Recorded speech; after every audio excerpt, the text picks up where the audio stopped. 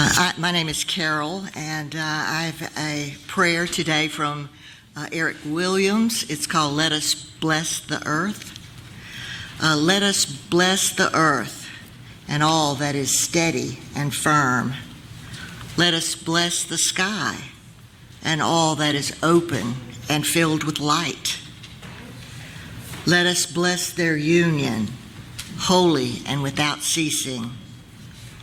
Let us bless their children, the bounty of field and forest, stones, plants, animals, and all living things.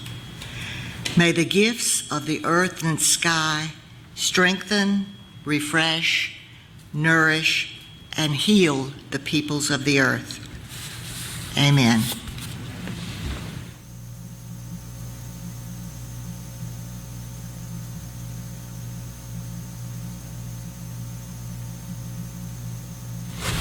Okay, I was originally supposed to tell you some tips for creating habitat for wildlife, but I think a lot of you already know that. Plants lots of flowers, don't make grass be your whole lawn, be your whole yard, and all that kind of stuff. So I decided instead to do a reading, and this is called Returning the Gift by Robin Wall Kimmerer. We are showered every day with gifts of the earth, gifts we have neither paid for or never earned nor paid for.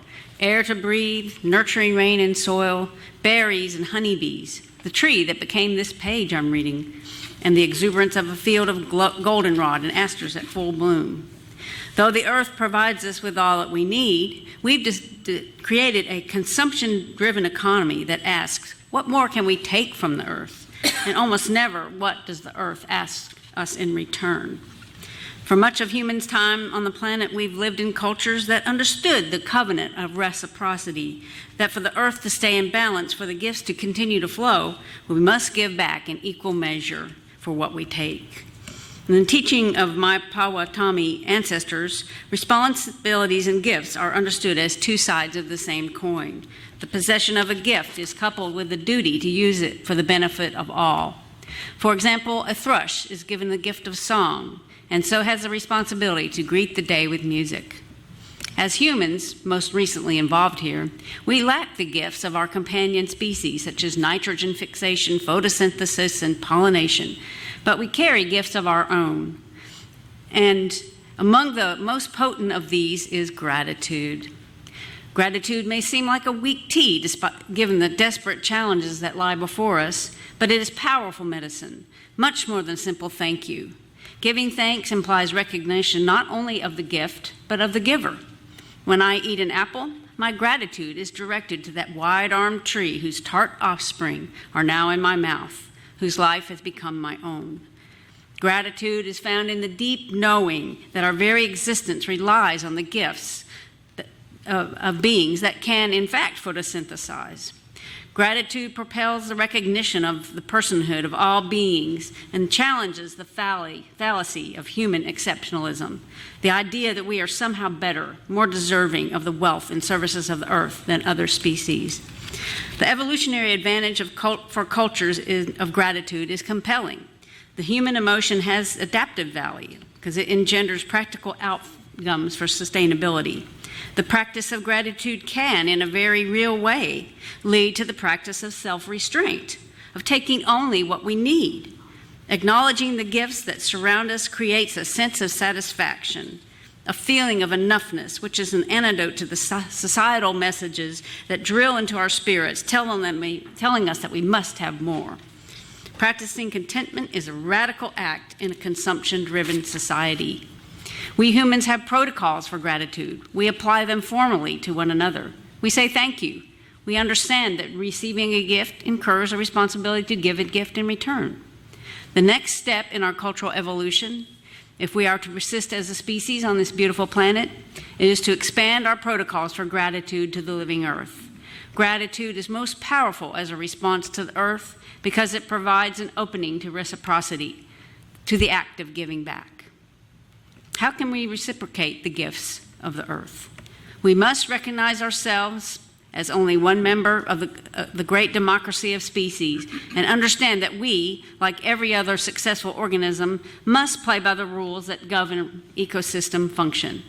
The laws of thermodynamics have not been suspended on our behalf. Unlimited growth is not possible. In a finite world, we cannot relentlessly take without replenishment. Number 2, long before the descent of humans, a solar economy of plants created a living world from inanimate materials, constantly regenerating life through networks of reciprocity. Industrial economies are hell-bent on reversing that process, converting the gloriously animate to cold, dead products with stunning efficiency. Our paths on Earth are shaped by what we love the most. We participate in economies that appear to love profits for a few members of one species more than a good green world for all. We have a choice to invest our love otherwise. We must align our economies with ecological principles and human integrity. Number 3, ecological restoration is an act of reciprocity, and the Earth asks us to turn our gifts to healing the damage we have done. The earth-shaping prowess that we thoughtlessly use to sicken the land can be used to heal it. It is not just the land that is broken, but our relationship with the land. We can be medicine for the earth, partners in renewal. Number 4, reciprocity is rooted in the understanding that we are not alone, that the earth is populated by wise and inventive beings deserving of our respect. We tolerate governance that grants legal personhood and free speech to corporations, but denies that respect to voiceless salamanders and sugar maples. The earth asked that we be their voice. Indigenous-led movements across the world are conferring legal personhood on rivers and mountains. The Declaration of the Rights of Mother Earth has been presented to the United Nations.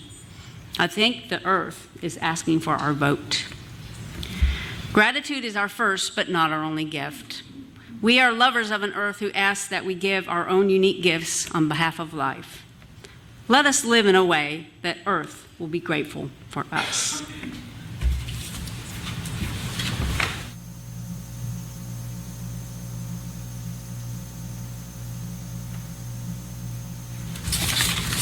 Thank you, Meg. And I am very grateful that I was given this next topic, All Water is One Water.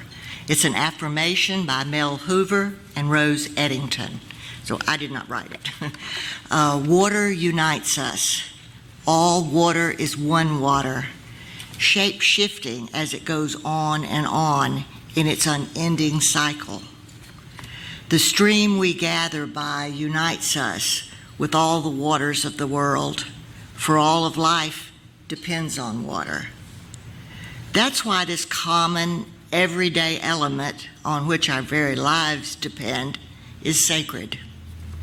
In our thankfulness for water, let us remember to honor, cherish, and care for it, for our own lives, for all life touched by water, and for those who come after us.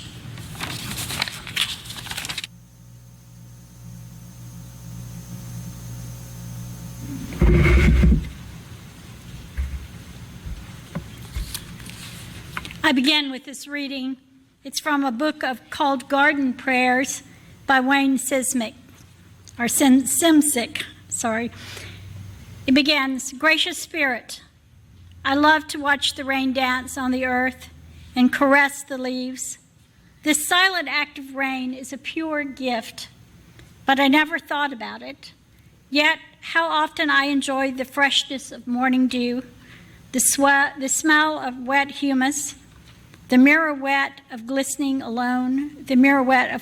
glistening stone, and the small rivulets that trace a path through my garden. A tree fell at the edge of my woods on Wednesday. It fell silently into the garden fence and then into my garden.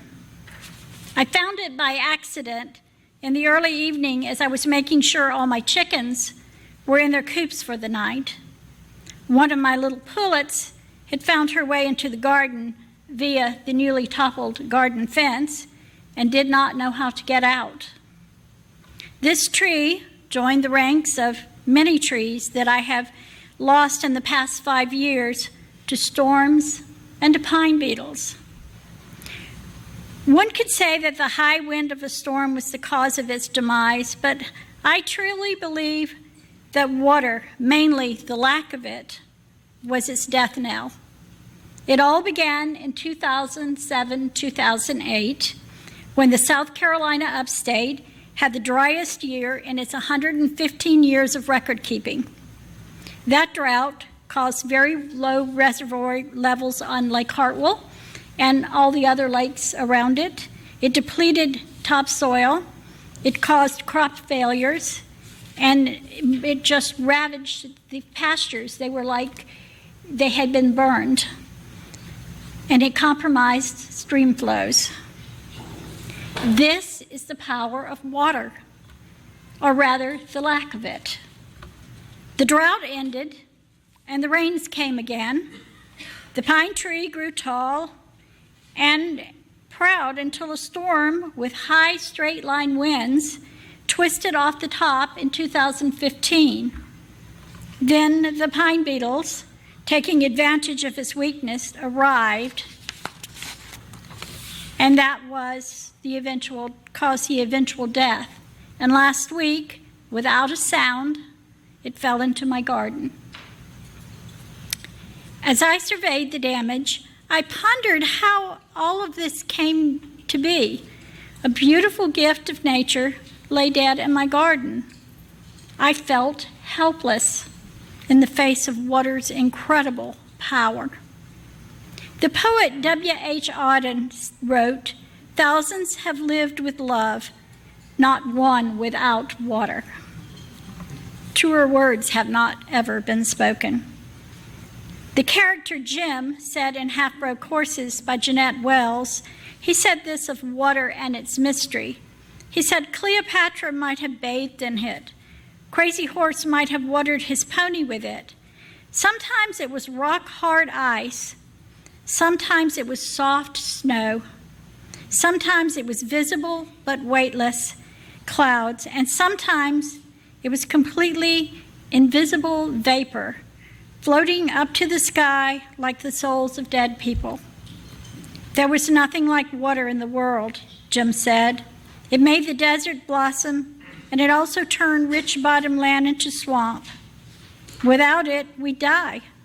But it could also kill us, and that was why we loved it, even craved it, but also feared it. Never take water for granted, Jim said. Always cherish it. Always beware of it.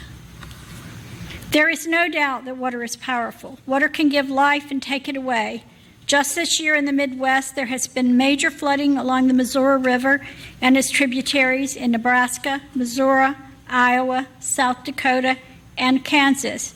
The financial cost of this flooding is estimated at $2.9 billion. Water is one of the building blocks of life. Our human bodies consist of 60% water. It is one of the 4 major elements, including hydrogen, oxygen, and carbon. Water is essential for our survival. Water not only sustains life, it is also sacred. In most major religions, including the indigenous cultures, the significance of water manifests itself. It is used as purification in Buddhist death ceremonies. Christians use it as baptism to wash away original sin. The Hindus believe all water is sacred, especially rivers. They believe there are 7 sacred rivers. The most sacred of all is the Ganges. In Islam and Judaism, water is part of cleansing and purifying. The Shinto use water in ritual washing.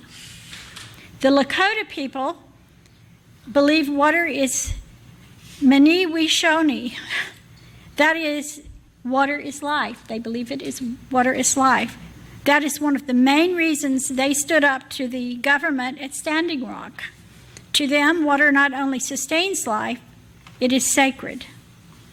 Our scientific knowledge helps us to know the properties and the function of water in the natural world, and our spirituality helps us identify our core conviction about the meaning and value of water. If we believe water has value, it will be demonstrated in our actions, and those actions will express our spirituality of respect for Earth's water resources. So what can we do? Next time you turn on the faucet, look carefully at the water. Remember its source. Remember its power. Respect it. Leave some for the generations to come. This is a prayer addressing all hungers, a meditation by Deborah Smith. We are hungry. We are eating our daily bread and bowing our heads, and yet we are hungry. We are thanking the farmer and the farm worker, and yet we are hungry. We are speaking in spaces for food that is healthy, and still we are hungry. We are tiring of slogans that say, feed the children, and mean feed the children leftovers. We are hungry for something that feeds more than bodies. We are hungry for help. Help us, O you who apportion the funds. Find in your hearts the child who you were, who would share with a friend, free and friendly. Lead us not into meanness, for we are the hungry.